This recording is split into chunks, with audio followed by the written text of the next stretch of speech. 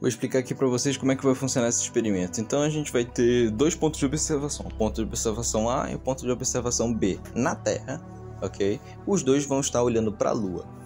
No ponto de observação B, que em relação à Lua vai estar na lateral da Terra, a gente vai ter a Lua pouco acima do horizonte, ok? Então a gente consegue ver aqui que a distância da Lua até o observador B é mais ou menos a distância do centro da Lua até o centro da Terra, ok? Justamente porque B está na lateral da Terra, a gente vai considerar essa diferença como sendo uma fração mínima de erro, entendeu?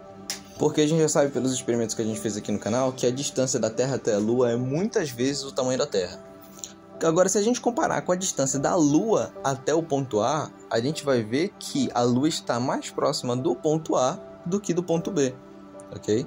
E a diferença de distância entre o ponto A e o ponto B é aproximadamente o raio da Terra, né? É muito próximo de ser o valor do raio da Terra. Só não é exatamente igual ao valor do raio da Terra, porque se fosse esse o caso, a Lua estaria cortada no meio pelo horizonte para o observador B. Estaria exatamente no zênite para o observador A. O que para mim que não pode ir exatamente sobre o zênite no lar, nem posso arranjar um observador exatamente no ponto B na lateral da Terra, vai ser um pouquinho de margem de erro aí. A gente vai ver também que a distância entre o centro da Terra e o centro da Lua vai ser igual a... Justamente porque a Lua vai estar mais próxima do observador A do que do observador B, por aproximadamente um raio terrestre, subentende-se que para o observador A Lua vai aparecer um pouquinho maior do que para o observador B, porque a Lua está mais distante de B.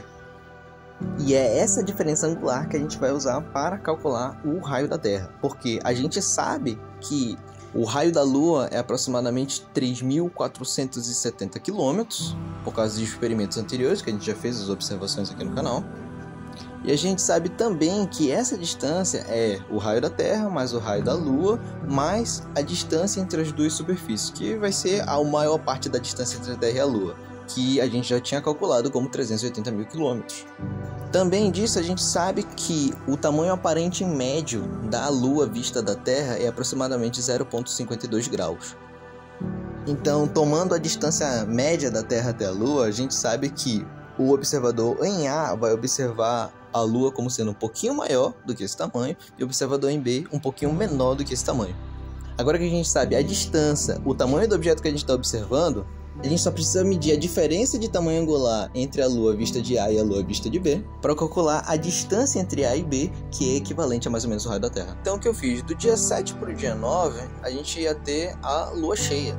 Não pude fazer o experimento no dia 7 por conta de tempo, não pude fazer no dia 8 por causa do clima. Mas no dia 9 o céu estava limpo, então eu peguei um telescópio de 10 vezes, coloquei no telefone. E às 8 horas da noite, no horário local, a Lua estava com uma elevação no céu de 15 graus, o que é pouco acima dos prédios aqui nas redondezas. No máximo, primeiro usar a câmera do celular. Eu vou tentar tirar uma foto na câmera profissional depois. Deixa eu apagar aqui a luz para não sangrar mais. Vamos nós. Baixa aqui para a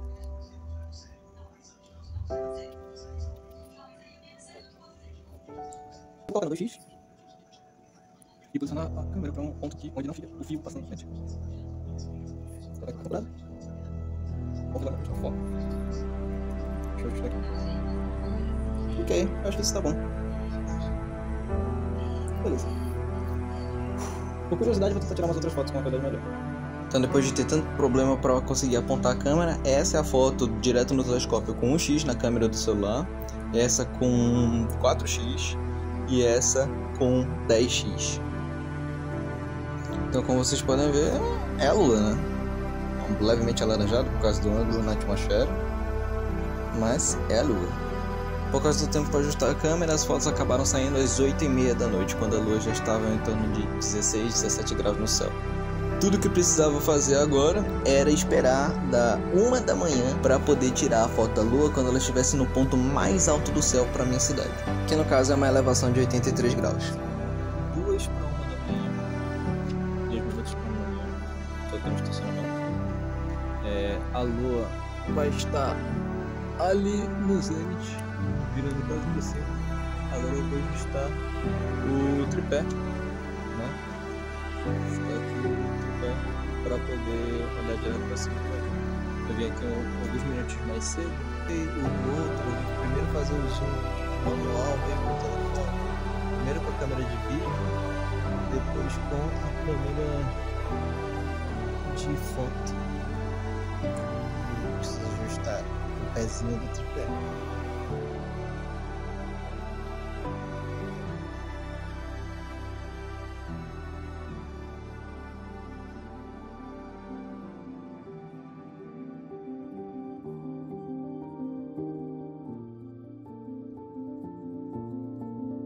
Então, depois de muito tentar, essa foi a melhor foto que eu consegui da lua próximo do zênite, entre 1h10 e 1h15 da manhã. Agora a gente compara as duas fotos e vê se tem alguma diferença. Então, eu vou pegar aqui a foto do horizonte e a foto do zênite, vou alinhar com a parte de baixo da lua, que é a parte que está mais nítida, então toda a diferença vai ser jogada para cima.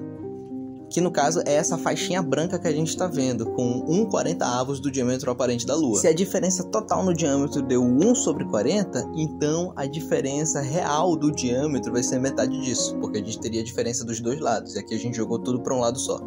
Agora, assumindo o cenário ideal, onde a gente tem os dois observadores perpendiculares à Lua, refazendo o cálculo por tentativa e erro, a gente obtém um raio da Terra de 3.665 km. Esses 3.600 km é para o caso ideal, né? Seria a distância, no caso ideal, se B e A fossem perpendiculares a um ou outro, né? No caso, a lua cheia teria que ocorrer exatamente à meia-noite. O B teria que tirar a foto da lua cortando no horizonte às 6 horas da tarde e A teria que tirar a foto da lua à meia-noite, só que não foi esse o caso. A gente tirou a foto às 8h30 da manhã e às 1h15, 1h20 da manhã, ou seja, B estaria mais ou menos por aqui e A estaria mais ou menos aqui embaixo. Então, essa diferença ainda continua sendo a distância entre B e A em relação à superfície da Terra, só que não é exatamente essas as posições. Se a gente pegar pela hora, a gente vai ter um gráfico que é parecido com esse. Então, a 2h30, a partir das 6 horas, dá mais ou menos esse ângulo de 36, o que significa que em relação ao equador da Terra, não necessariamente o equador, mas o ponto que passa entre o centro da Terra e o centro da Lua, a gente vai ter esse ângulo aqui de 53 graus. E aí, para A gente vai ter um ângulo que é aproximadamente 15, em torno de 16, 17 graus, né? Aproximadamente 15. Então a gente vai ter que essa diferença aqui de 3.000 km é essa diferença aqui, né? Então a gente vê que não é a totalidade do raio da Terra, é apenas essa diferença aqui. E aí, se a gente tirar o cosseno de B aqui, a gente vê que essa distância aqui, a gente não sabe qual é o valor ainda, essa distância aqui do cosseno, ela é aproximadamente 2/3 do raio da Terra, do raio unitário da Terra aqui. Então a gente sabe que 3.600 km é por volta de 1/3 do raio da Terra. Então, se a gente for tirar tudo aqui, tem essa diferençazinha também que dá uns 4% do raio da Terra aqui, porque A não está exatamente aqui na ponta, ele está um pouquinho mais para baixo. A gente vê que o raio que a gente realmente encontrou com a nossa observação foi de aproximadamente 8.400 km, se a gente corrigir aqui, né? 8.400 km. O que continua sendo uma boa aproximação, né, dado a qualidade do nosso telescópio. Essa diferença vai estar ligada a dois fatores observacionais.